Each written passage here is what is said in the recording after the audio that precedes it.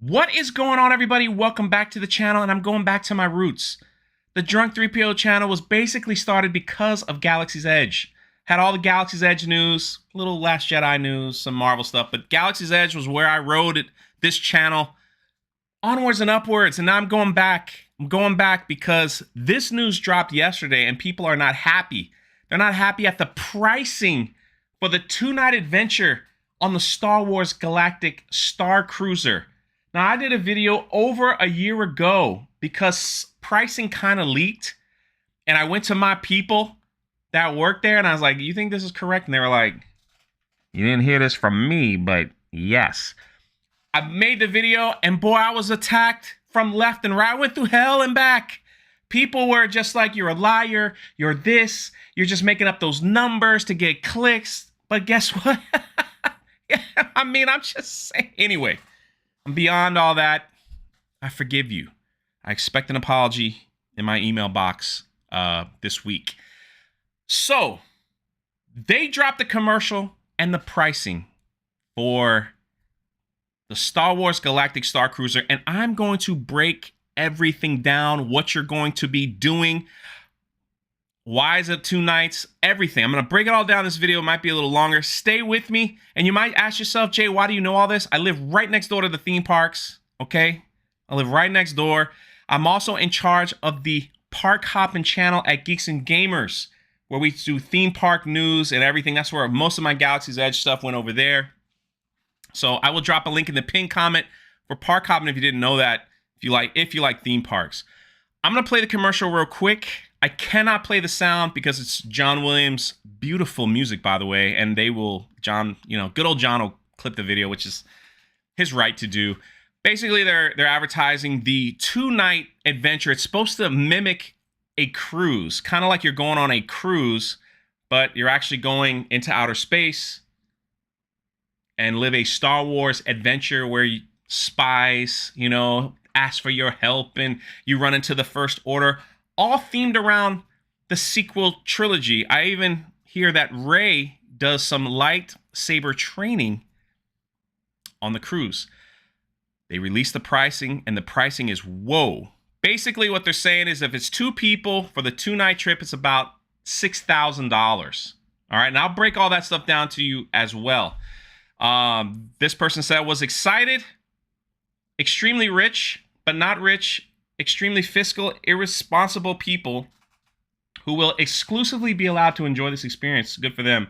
I hope they have fun. Basically, Disney's catering to the rich, to the 1%. Yeah. You made an attraction custom made for a specific enthusiastic fan base, yet can't afford it. Yes, as if everything since episode 7 wasn't enough of a dumpster fire to kill off the only genuine fans in the series truly had. Some people are upset.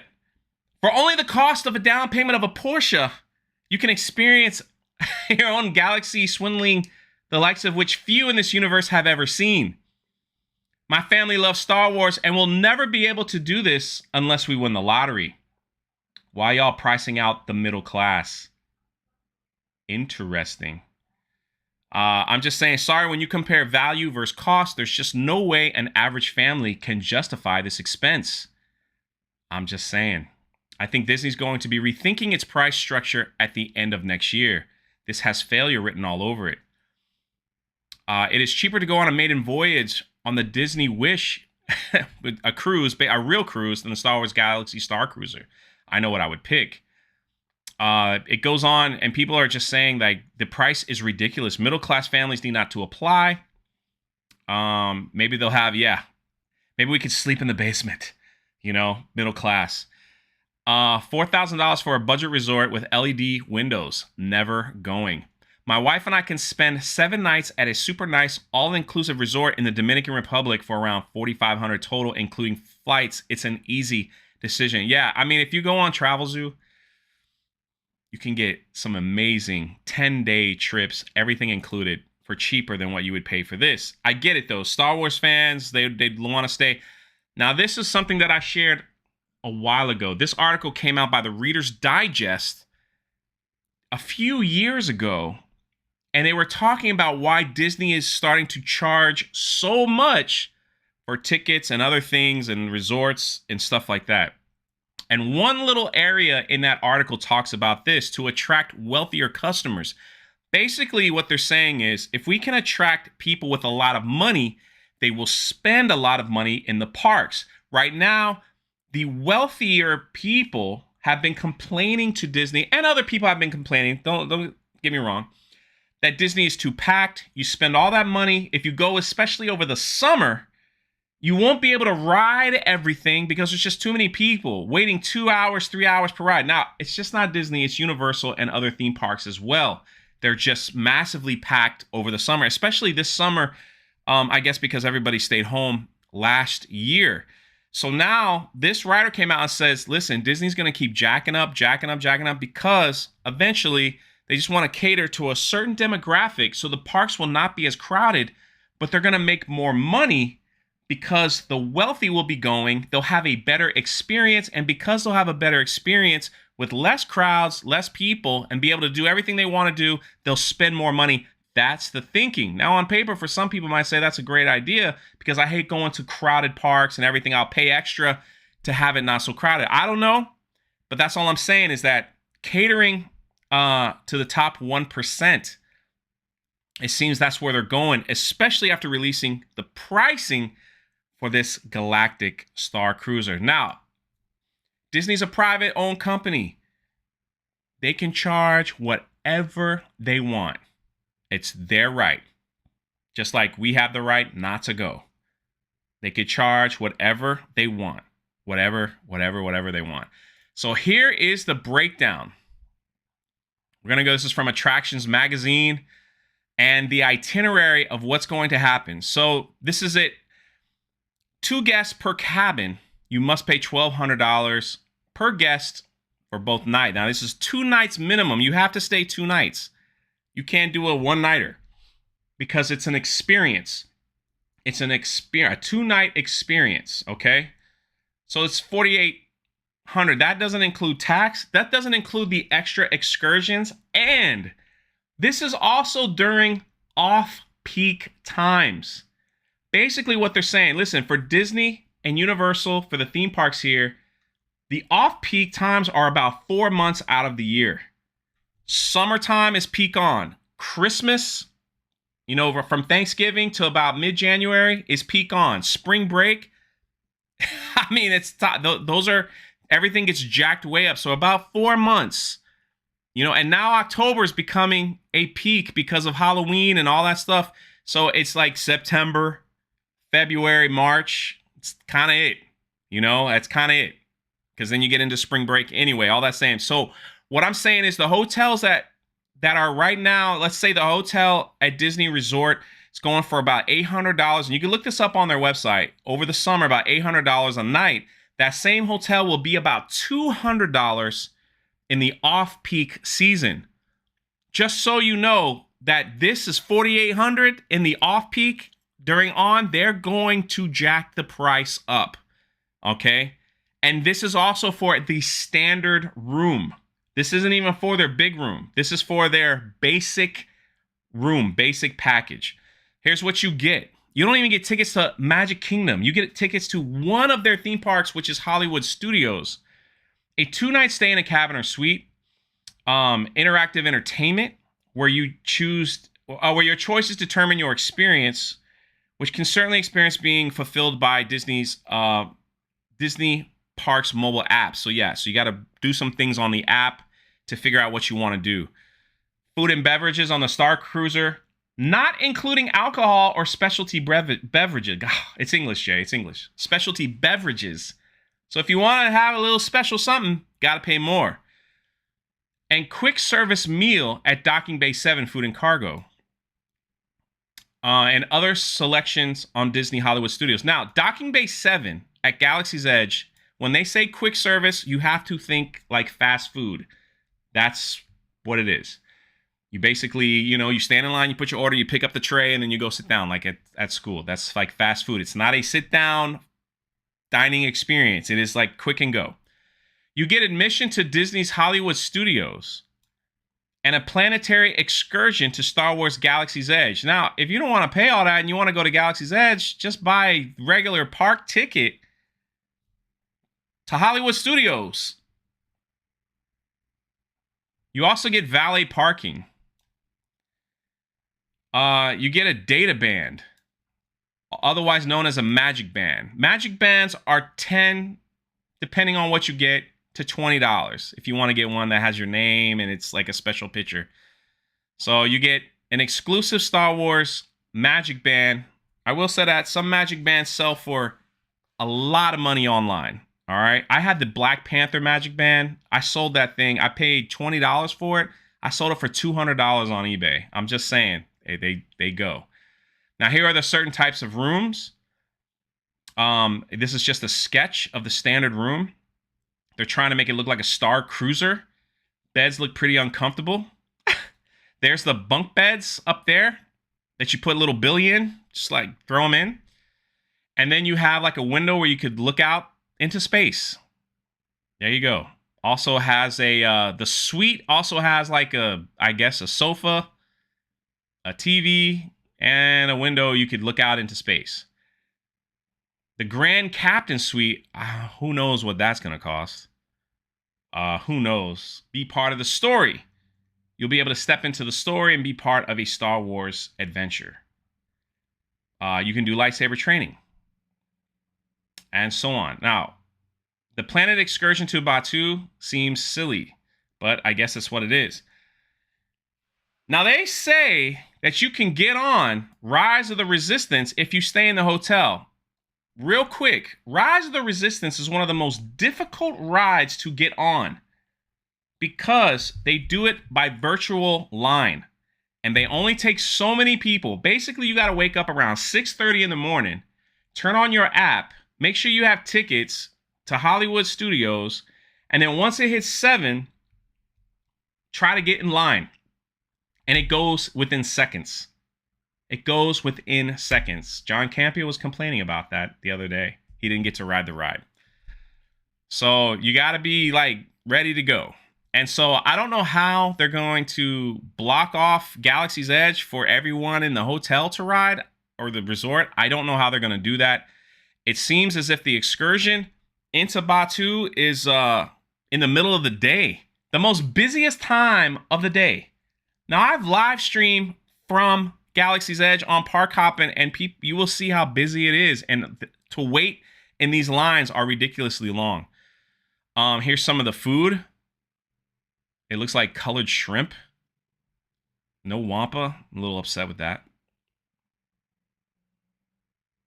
What if you don't like it? Like, do they have like peanut butter and jelly? Yeah. So I'm saying. So here's the other thing. Guests can indicate their preference for first or second seating based on availability when booking your vacation. Here's breakfast and lunch. All of the food just doesn't... Like when you go on a cruise, the food just... It looks weird. Number one, I see they're trying to make it Star Wars themed, but like, what if you don't like it? Like, it's like, that's all you get? It does say it has a variety. Okay. Now, when you go on the excursion, you get to go eat at the docking bay. And so here's the itinerary here. Here we go. Day 1. You arrive at your terminal and valet picks you up. There's no parking because they don't want you to see anything. They want to make it feel like you're actually going to space.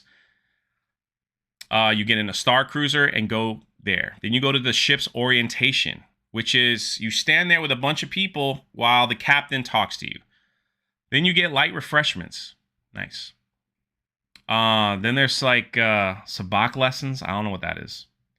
Munster, I have no idea what that is. Captain's reception. I guess that's preparing for dinner. Dinner is between 5:30 and 7, featuring live music. Then there's something about the Outer Rim. I guess that's a place you could just chill. And then the unexpected story moment. This is where you could be talked to from a spy. You could be arrested from the First Order. Kylo Ren might show up and do stuff. Rey might show up and teach everyone how to use a lightsaber, but it's only for 30 minutes. Then you go to bridge training, and then you go to sleep. Special entertainment, basically live music. Day 2, breakfast. Park opens at 9, so you get to go there a little early. And then it says Star Wars Rise of the Resistance between 8:45 and 9:30. So, all right, so if you want to ride the ride, you will get there before it opens to the general public. Then the story moment. For example, you might broker a deal. Arrange to steal a ship from the First Order. 30 minutes. You got 30 minutes to steal a ship. Then they'll send you to Smuggler's Run for 30 minutes. Then you have lunch at Docking Bay 7, and then you go back. You go back on the Starcruiser. Now, the Millennium Falcon Smuggler's Run, I have a feeling either they're going to put you in a separate line to board that, or you have to wait in the general line that early. Then there's lightsaber training from 1 to 1:30. Droid racing. Build a model ship. Hey. Sabak tournament. That's the card game. Sorry. It's like poker. Great. Cocktails. Taste around the galaxy dinner. That should be fun. And then another story moment. It's an interactive thing. And then a final. Then you wake up the next day, have breakfast, and get out as they prepare for the next one. Here's the thing. While on the Star Cruisers, guests will be encouraged to wear their galactic best. But Star Wars Galaxy apparel can be purchased in advance. You must have the proper apparel. There it is. So all that for about $5,000. Now, here's the other thing too. They've been advertising the retractable lightsaber. You're only able to get that if you go on the Galactic Cruiser.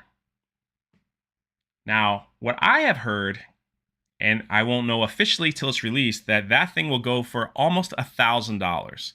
The Galaxy's Edge lightsabers right now go for about $150 to $200. And they have all the lightsabers from Vader, from the original on up. And they're not really greatly made. They're not the best. They're not like battle friendly. You could wave it around, and that's about it. But yeah, so the retractable blade that they are showing here and there is the probably around $1,000. I could be wrong. They could come out and say, no, if you're part of this, if you're part of the Galactic Excursion, it's discounted. I don't know. But that's it. That is everything. That's the deal. And that's why people are upset, because they're like, why would I spend, $6,000 for 2 nights and just go to Galaxy's Edge when I can buy, you could stay at another resort in Orlando, and go to Hollywood Studios to go to Galaxy's Edge for a fraction of that price. But it's not the Galactic Starcruiser. It's not, I don't get to see Rey. I don't get to see Kylo. I don't get to see those people, if that's what you want to see. So yeah, so I wonder how that's going to work. What are your thoughts in the comment section below? And I will leave you with this one last, they showed a quick clip of the lightsaber that's expanded. I'll show you that real quick. It was featured in a engineering video for like half a second. I'll play it real quick so you can see it. There it is right there. And that's it. That's what they showed you. That expand. The hilt is kind of big. I broke down this whole thing on how they're going to do it. It's going to be kind of like a tape measure in my video about this lightsaber. Somebody broke it all down and showed you what they were doing. You could go see that for yourself, but there it is. Let me know your thoughts in the comment section below. I know this is a long one, had a lot of information to break down. Is Disney just catering to the filthy rich with this? And they're going to plan on moving forward? Is this something you wanted to go to? Are you upset at the pricing? Or is this just plain ridiculous? I love to read your comments. It's Jay. I'll catch you next time.